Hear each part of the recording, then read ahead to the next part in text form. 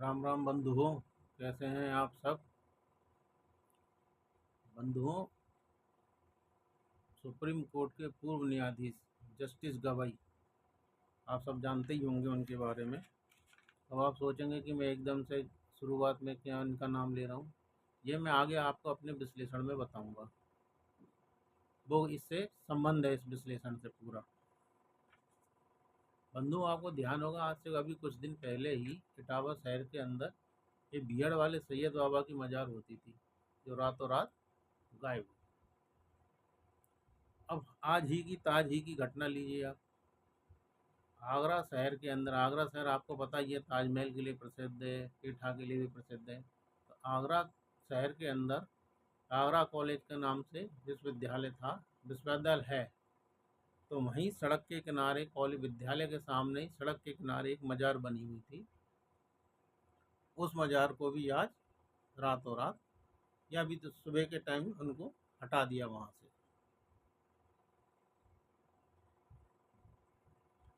अच्छा, ये मजारें हटा दी गई तो आप कहेंगे इसमें क्या बड़ी बात हो गई। भैया, मज़ारें तो और भी हटाई जा रही है, और भी जगह अतिक्रमण है, तो उनको जो कानून के अंतर्गत जो कार्रवाई हो रही है वो हो रही है। इसमें एक बड़ी बात है। और बड़ी बात क्या यह है कि अभी वक्फ बोर्ड के अंदर एक संशोधन हुआ था। उस संशोधन वैसे इस समय जितनी भी ये मज़ारें बनी हुई हैं, उन सब मज़ारों के ऊपर एक तरीके से बड़ा संकट सा आन पड़ा है। संकट आन क्या पड़ा, आप कहिए तो सीधे कयामत आ गई है। अब आप कहेंगे कि वो कैसे हुआ। ये कि वक्फ अधिनियम जो बनाया था उसमें एक अमेंडमेंट हुआ था। उस अमेंडमेंट के अंदर ये हुआ था कि जितनी भी मज़ारें बनी हुई हैं उन सब मज़ारों का, वैसे इस समय आपको पता होगा, जानकर आश्चर्य हुआ कि इस समय जितनी भी मज़ार हैं ये जो सब बने हुए हैं, इन सब के ऊपर एक बड़ा संकट सा आन पड़ा हुआ है। अब आप कहेंगे कि संकट कैसे आन पड़ा। तो संकट ऐसे आन पड़ा हुआ है कि जब से वक्फ अधिनियम, उसमें एक अमेंडमेंट हुआ था। उस अमेंडमेंट में ये था, एक पोर्टल बनाया गया था, उम्मीद पोर्टल। उस पोर्टल में यह था कि जितनी भी मज़ारें हैं, जितनी वक्फ की संपत्ति हैं, सबका रजिस्ट्रेशन कराना पड़ेगा, वो ज़रूरी है। तभी उनको एक प्रकार का प्रोटेक्शन मिल पाएगा। अब जब वहाँ पे रजिस्ट्रेशन की बात आई तो वहाँ कागज़ दिखाने थे। अधिकांश संपत्तियों के कागज़ थे ही नहीं। आपको जानकर आश्चर्य होगा कि पूरे यूपी के अंदर 30,000 से अधिक मज़ारें हैं जिनकी कि कोई कागज़ ही नहीं है, एक तरीके से कहें अवैध हैं। वैसे भी इस देश में मज़ारें कब पैदा हो जाएं किसी को कुछ नहीं पता होता है। हालांकि इन मज़ारों के ऊपर सबसे ज़्यादा अपना हिंदू भाई जाता है मत्था टेकने के लिए, और वो नहीं जाते जिन्होंने इनके मज़ारों का निर्माण किया होता है। अच्छा, जितनी भी ये मज़ारें बनी होती हैं, इन मज़ारों इन मज़ारों को बनाने का सिर्फ एक ही उद्देश्य होता है, लैंड जिहाद। अब वो कहेंगे कैसे भाई, मज़ार में है क्या। चार ईंटें रखो, चद्दर चढ़ाओ, हरा रंग खोद दो, बन गई मज़ार। मज़ार बन गई, पूजा करने आ गए लोग, चढ़ावा चढ़ाने लग गए, आसपास दुकानें खुल गई, जगह घेरना शुरू हो गया, करते रहे। तो ये एक तरीके से जगह घेरने का सीधा साधारण सा तरीका है। अच्छा, आप सबको भी पता होगा, इसी प्रकार से भेंट द्वारका में भी सरकारी ज़मीन को कब्जाने के लिए वहाँ पे बहुत सी मज़ारें बना दी गई थी। लेकिन जब उनके ऊपर लीगल कार्रवाई हुई, तो लीगल कार्रवाई में जब वहाँ खुदाई वगैरह की गई तो वहाँ इनके नीचे किसी भी प्रकार का कोई अवशेष नहीं मिला, ना कोई कंकाल मिला। तो वो सब मज़ारें वहाँ से हटा दी गई थी। ऐसा ही आपको पता होगा कि उत्तराखंड के अंदर ही सरकारी ज़मीनी वन विभाग की ज़मीनें के ऊपर आए दिन कभी कोई मज़ार, कभी कुछ देखने को मिलता था, तो वहाँ से भी उनको भी लीगल प्रोसेस की तरह से वहाँ से हटाया गया था मज़ारों को। उसी के तहत अभी ये इटावा के अंदर, इसी तरह अभी इटावा के अंदर ये जो बीहड़ वाले सैयद बाबा की जो मज़ार बनी हुई थी, वो वन विभाग की ज़मीन पर बनी हुई थी। जब वन विभाग ने इसके ऊपर नोटिस किया, कार्रवाई की, तो कागज़ मांगे, कागज़ थे नहीं। तो भाईजान चले गए सीधे कोर्ट। जब कोर्ट गए तो कोर्ट ने उनसे कागज़ मांगे, कागज़ थे नहीं। दावा होगा सीधे खारिज।